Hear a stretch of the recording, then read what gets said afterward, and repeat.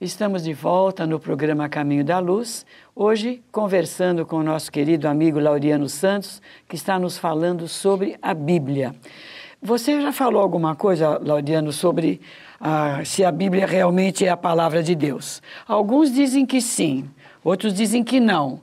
Na sua visão de estudioso, explica para nós como é que acontece isso. A Bíblia é um livro que fala sobre Deus. Se Deus é amor, se Deus é justo, se Deus é misericordioso e bom, não pode ter ira, não pode ser frágil, não pode se arrepender daquilo que faz. E nós encontramos nos textos bíblicos todas essas qualidades negativas, diríamos, de Deus. Então a Bíblia fala sobre Deus e traz ensinamentos importantes. Quando nós tomamos o Decálogo, que é uma lei de justiça, nós vamos ver que há ali uma manifestação espiritual, que quando se coloca que um daqueles profetas falou com Deus, à época a palavra Deus era um espírito. Quando Moisés vai lá ao Monte Horebe e vê a sarça ardente, todo aquele relato bíblico, ele pergunta quem é aquele que fala com ele, e a resposta é: eu sou o Deus de Abraão, de Isaque e de Jacó. Ele não diz eu sou o Deus do universo, eu sou o Deus daqueles, o Espírito protetor daqueles. E por ser o Espírito protetor daqueles, ainda tinha falhas. Ainda tinha essa sede de vingança, essa rivalidade com povos. Então nós vamos ver isto lá. E aí nós vamos refletindo sobre esse Deus do Antigo Testamento e vamos confrontá-lo com o Deus que Jesus nos traz, que é o Deus amoroso, o Deus da justiça, mas também do amor, que faz com que nós aprendamos a ver o próximo como uma extensão de nós mesmos. Laureano, a nossa doutrina surgiu, 18 de abril de 1857, falando oficialmente, através do Livro dos Espíritos, e algumas pessoas dizem: mas o Espiritismo é proibido pela Bíblia. Eles profetizavam? O Moisés, quando nós falamos de Moisés, geralmente Moisés é o enviado de Deus e tal. Moisés era sanguinário, né? Ele, para fazer todo aquele percurso, ele não fez por amor, com fraternidade. Tanto é que relata-se na Bíblia que ao descer da península do Sinai, que as pessoas que ali ficaram teriam construído o bezerro de ouro para adoração, ele manda que se passe a fio de espada 3.000 daqueles. Mas é interessante que já havia o nepotismo, né? Que Arão, que era o líder, que ficou ali como líder, que era seu irmão, ele protegeu. E que foi quem autorizou a construir o bezerro de ouro. Aí esse ele protegeu e mandou matar outros. Então, aí nós vamos vendo essa situação.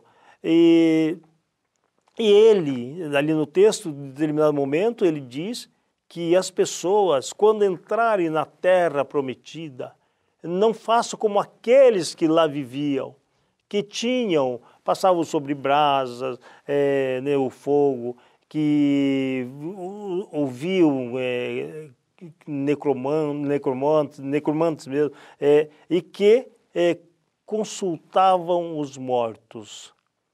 Então, entre outras coisas, consultar os mortos, que segundo o Severino Celestino, a tradução é exigir a presença dos mortos, que é uma diferença muito grande. Então, isto é o que nós vamos encontrar. Aí nós ainda vemos que algumas traduções falam não consultar médium espírita. Quer dizer, não havia à época a palavra médium, antes de Cristo. Não havia a palavra médium, nem tampouco espírita. Aí diz assim, mas não havia mediunidade? Isto sim, como faculdade, mas não havia esse neologismo médium, nem espírita e nem espiritismo. Laureano, fala um pouquinho para a gente o Evangelho segundo o Espiritismo, todos que estão em casa certamente conhecem. Abre lá o primeiro capítulo, não vim destruir a lei. Não por acaso deve ter sido o primeiro capítulo escolhido para estar ali, né? Segundo a codificação. O que Jesus quis dizer para a gente com isso? Jesus quis dizer que ele veio dar sequência a um processo de evolução moral. Não vim destruir a lei. Que lei?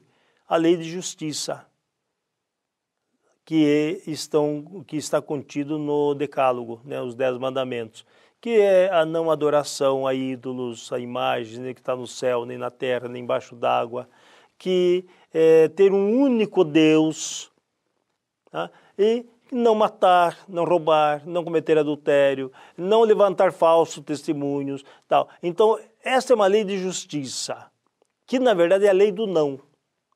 Mas ele traz uma outra lei, que é a lei do sim, é a lei da ação. Faça isso, ame, atenda ao seu semelhante, seja fraterno, solidário, que construa a sua vida futura.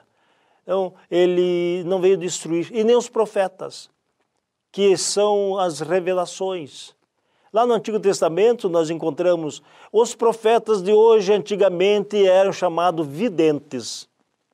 E nós poderíamos hoje dizer, e os médios de hoje, antigamente eram chamados profetas. Porque profeta não é o que prevê o futuro. Profeta é o que serve de intermediário para as revelações, que é o exercício da mediunidade. É interessante quando você comentou há pouco dessa proibição na Bíblia para não consultar os espíritas ou o espiritismo. As traduções mais recentes, evidentemente, as edições, melhor dizendo, que introduziram, que enxertaram essas novidades aí, não é? Agora, o que é mais interessante é que não há questionamento por algumas pessoas que estudam a Bíblia, não há um questionamento de se perguntar por que as Bíblias mais atuais constam essas informações e aquelas mais antigas não. Esse questionamento que o espírita ele coloca, que o espírita é um questionador.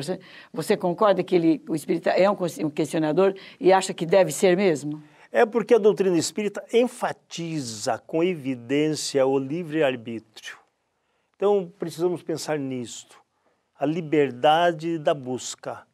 Então, é dissecar, tá, para poder ter realmente a fé raciocinada. Então, quando nós vimos lá alguma coisa, vamos ver a fundo, vamos buscar. Então, o Evangelho segundo o Espiritismo, que é essa mensagem que nós recebemos, é para que a gente possa realmente entender Jesus e os seus ensinamentos de forma cristalina. Então, nós vemos isto no Evangelho e, com isto, nós podemos tirar da Bíblia o que realmente tem lógica, tem razão, e aquilo que nós sabemos que foram textos utilizados, inclusive para domínio de um povo. E, Laureano, interessante aqui, justamente o Evangelho segundo o Espiritismo surgiu como imitação, justamente, o primeiro título é imitação. E realmente nós temos que compreender que a sua meta é falar sobre a ética do Cristo, né? Esse é o padrão ético ao qual o espírita segue, né? Na introdução do Evangelho fala que nós poderíamos discutir a vida de Jesus, os atos, os milagres, né, entre aspas e tal. Podemos discutir, mas quanto à moral do Cristo, a convergência. Então, o Cristo para nós, que não morreu por nós, tá? O Cristo viveu por nós. Ele deu a vida por nós. É um equívoco nesta colocação. E Jesus morreu para levar os nossos pecados. Logo, não somos pecadores. Vamos aprontar a vontade porque não há pecado mais. Não é isto. Jesus deu a vida, que quer dizer do nascimento à cruz. Todo um manancial de ensinamentos, falando e agindo. Dando exemplo da humildade e do amor. Então, esta é a vida que Ele nos deu. Foi morto por nós num crime hediondo. E com certeza alguns dos senhores estavam lá, né? Não nós, né? Não nós. Não nós. Então, Ele foi morto. Mas Ele diz, aquele que quiser vir após mim, põe a sua cruz às costas. Ele não fala, me dá a sua cruz. Põe a sua cruz às costas. Quando a mãe de Tiago Maior e João lhe pede que reserve um lugar à direita e outro à esquerda, e os discípulos se enfurecem porque acharam que eles estavam querendo dar o golpe neles, né? Então, ele chama os discípulos e diz, os príncipes das nações têm seus vassalos. Eles ordenam, eles mandam. Entre vós, não pode haver contenda, tem que haver harmonia. E aquele que quiser ser o primeiro, seja o que serve. Porque o Filho do Homem veio ao mundo para ser o vosso servidor. Então, por isso, quando alguém diz assim, eu sou servo do Cristo, eu quero dizer a você, meu querido telespectador, eu não sou servo do Cristo. O Cristo é o meu servo. É Ele que me dá, Ele que me atende, Ele que me ajuda. Mas eu quero ser servo com Cristo, daqueles que necessitam de mim. Então, esta é a proposta da doutrina espírita. Muito bom. Você está percebendo, meu amigo, minha amiga, que o tema é bastante interessante, é bastante profundo. Você nos aguarde que nós voltaremos já para continuar com esse assunto.